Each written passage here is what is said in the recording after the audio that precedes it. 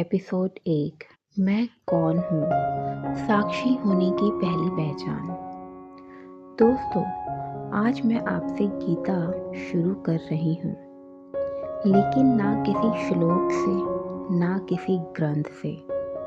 आज गीता हम अपने अंदर से शुरू करेंगे, क्योंकि सच बताऊँ, गीता तब समझ आती है जब जिंदगी थक चुकी होती है और मन पूछता है मैं कौन हूँ।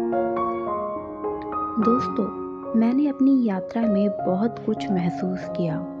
भक्ति, समर्पण, दुख, सुख, शून्यता। और फिर एक दिन ये भी महसूस हुआ कि जो सब कुछ देख रहा है वो भी अलग है। मैं अपने जीवन को देख रही थी।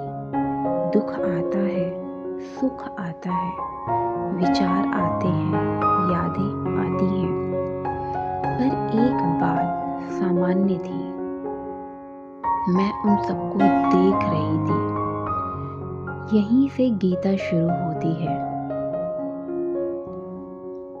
दोस्तों, साक्षी का मतलब कोई बड़ा शब्द नहीं होता। साक्षी का मतलब होता है जो हो रहा है उसे होने देना और उसे देखना। जैसे तुम सड़क पर खड़े हो और गाड़ियाँ आ जा रही हैं। तुम गाड़ी नहीं हो, तुम देखने वाले हो। वैसे ही तुम दुख नहीं हो, तुम सुख नहीं हो, तुम गुस्सा नहीं हो, तुम डर नहीं हो, तुम देखने वाले हो। भगवत गीता का पहला ज्ञान ये नहीं कहता कि तुम क्या करो। गीता सबसे पहले पूछती है, तू कौन है? जब तक ये प्रश्न साफ नहीं होता, तब तक हर धर्म, हर पूजा, हर भक्ति सिर्फ क्रिया बनकर रह जाती है। अर्जुन भी यही था।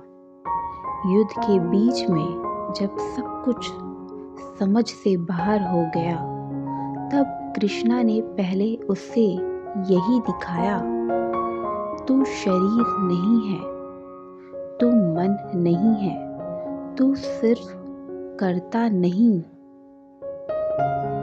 दोस्तों, कभी ध्यान देना, तुम गुस्सा हो जाते हो, पर थोड़ी देर बाद कहते हो मुझे गुस्सा आ गया था। इसका मतलब क्या हुआ? गुस्सा तुम नहीं थे, तुमने गुस्से को देखा। कभी उदासी होती है, फिर कहते हो आज मन भारी है। इसका मतलब क्या? उदासी भी तुम नहीं हो। जो कह रहा है मुझे गुस्सा आया, मुझे दुख हुआ, वही साक्षी है। यानी तुम सिर्फ साक्षी हो। तुम सिर्फ देखने वाले हो कि क्या हो रहा है। यहीं से गीता जीवन बनती है। गीता तब तक किताब है जब तक हम सिर्फ सुनते हैं, और गीता तब जीवन बन जाती है जब हम देखना शुरू कर देते हैं। ना कुछ बदलने की कोशिश, ना कुछ पकड़ने की कोशिश, सिर्फ देखना। ये कोई संन्यास नहीं, ये कोई भागना नहीं, ये सबसे गहरी हिम्मत है।